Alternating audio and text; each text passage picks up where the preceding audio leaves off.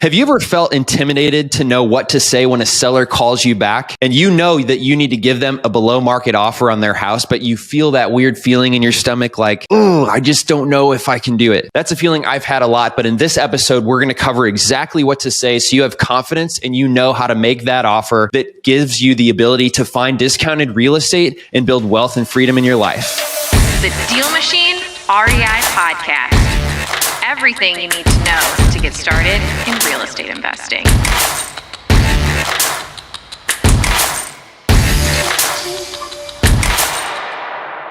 This is the DealMachine Real Estate Investing Podcast. We're on a mission to cover everything you need to know to start investing in real estate. So I'm your host, David Lecco, and this is my co-host, Ryan Haywood. One really simple thing, if you knock on somebody's door, you could say, hi, I'm really curious if you're interested in getting an offer on your house. Just leave it at that, plain and simple. Have you ever done that before, Ryan? I have not done the door to door. I've never walked up on somebody and done that. But every conversation that we've had is generally like that over the phone. I mean, Gotcha. All of our conversations start with a postcard. And so they'll call me and that is essentially what I'm doing. I'm just not doing it face to face. So they're like, I got this postcard in the mail about wanting to buy my house. And my response is exactly, yeah. I mean, can you tell me a little bit about the house? They start unpacking some of that information. Sometimes they just tell me the offer. And I'm like, well, I need to know a little bit more details before I can make an offer. But it's essentially the exact same thing. It's just done over the phone. What I found is there is a lot you can do to refine your conversation, but you can lift a weight off my shoulders if I see a script at first and just realize, oh, it's actually really that simple. It's like, hey, would you be interested in an offer on your house? Amazing. Let me ask you some questions like, why are you selling it? What type of condition is it in? When could I come over and see it? I noticed that your house is listed for sale by owner, or it could be another angle. Is there anything that you could do on the price if I said I could close with cash, if I could close quickly in 2 weeks and pay all of your closing costs? Would you be flexible on price? So those 3 or 4 phrases are my like grounding principles. And then I pretty much can let the conversation go where it goes from there, wherever the direction they take it. Yeah, that's essentially all you need to communicate. And it is a very intimidating. I mean, man, even now, like having those conversations, I don't know why, but it just makes you nervous because it's a big, in a lot of people's minds or in a lot of people's lives, that house is a big part of their life. So, going into this conversation, it's not like a car or it's not like a piece of furniture. You're talking about a house. So the magnitude and the money involved in a house is a lot bigger scale. So it just kind of gives you a little intimidation on making, and nobody wants to make somebody feel offended, or at least I don't want to make anyone uncomfortable with my offer. And so generally, if I'm making an offer, I'm prepared to explain why my offer is that way. I'm never just going to throw a lowball offer at somebody and not explain how did I get to that number, because that, to me, that's where that offensiveness starts to like take over in that conversation, and it gives you a reason to be a little bit nervous. I just want to offer $3,000. What? Why? I don't know. Have you ever done a deal with somebody that you initially offended with your offer?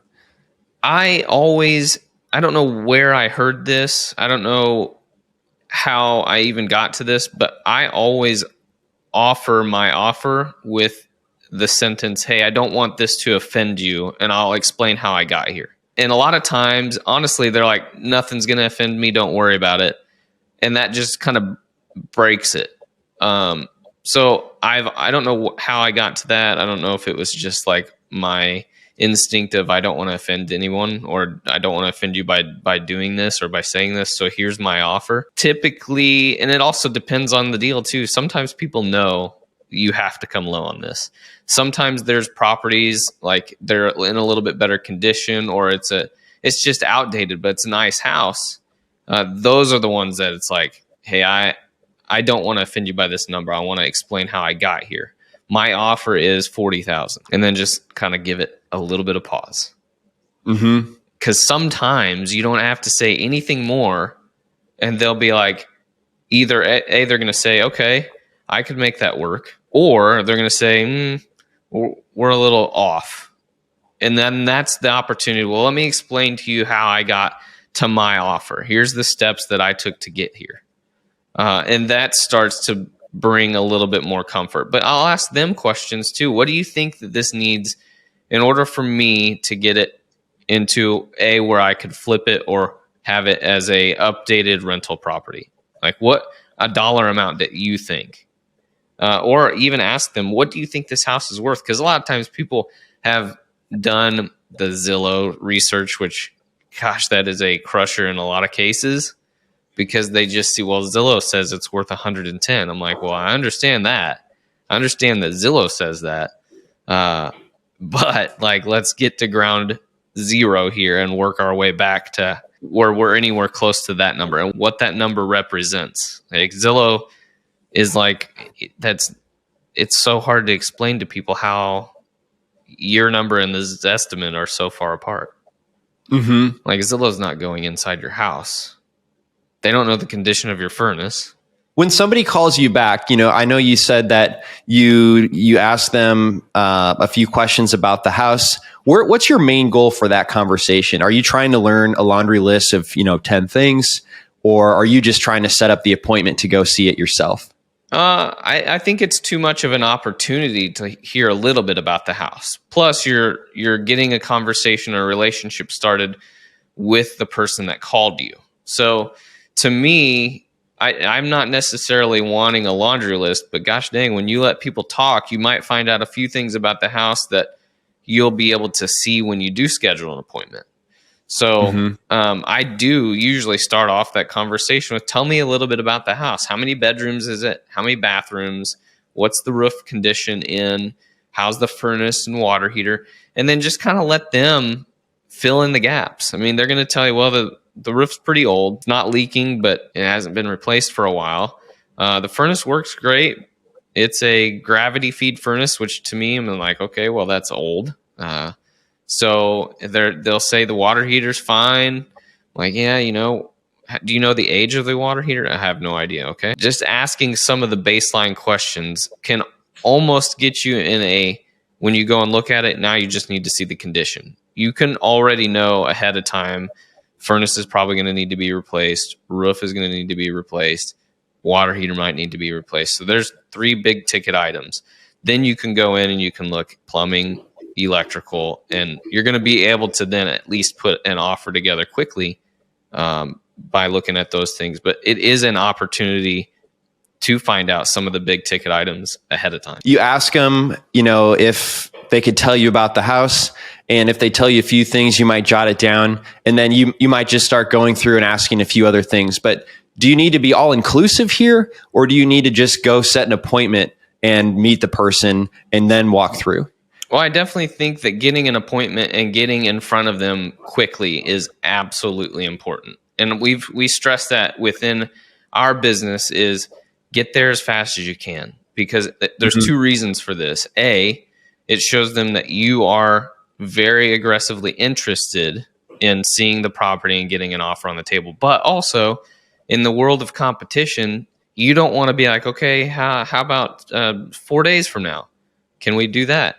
Because in 4 days' time, somebody else might get that same call and be like, hey, I can come by this afternoon. So you got to be that guy that's prepared and ready to, I can come by this afternoon or tomorrow morning, or what does your schedule look like? When's the soonest I could see the house and make you an offer? Getting that done quickly is absolutely important. I was calling somebody the other day, and he had his house listed for $279, and I asked him if he was flexible on the price, if I could come and pay all cash, close within 2 weeks, and cover all of his closing costs. And what he said to me was, I'd be happy to receive an offer. And so I took that as, yes, all right, he wants an offer. And at that time, I had already asked him, like, hey, can you tell me about the house? Is anything wrong with the house? And he did say that, well, the kitchen was a little out of date, but nothing at all was wrong with the house. And I kind of ran out of questions to ask him because I wasn't sitting in front of my script. You know, I didn't have that with me whenever I was on the conversation with them. And so the way I wrapped up the call was just, when is a good time for me to get an offer together for you and present that to you? Because I always want to do that either in person or over video chat, if possible, rather than just lobbing an email over. And he's like, well, whenever. This is my cell phone, so just let me know. And I said, okay, thank you very much. I'll get back with you within 24 hours. I'm pretty analytical, so I couldn't on the fly, put together an offer. Nor did I think he had given me enough information to put together an offer. He did have some pictures that I was able to go look at. And then based on that, I worked out my offer, put that together on a DocuSign, and then I texted him like, hey, do you have a few minutes? And then we hopped on the phone together and I walked him through that. Thanks for listening to the DealMachine Real Estate Investing Podcast. Please leave us a review and follow along wherever you're listening to your podcast.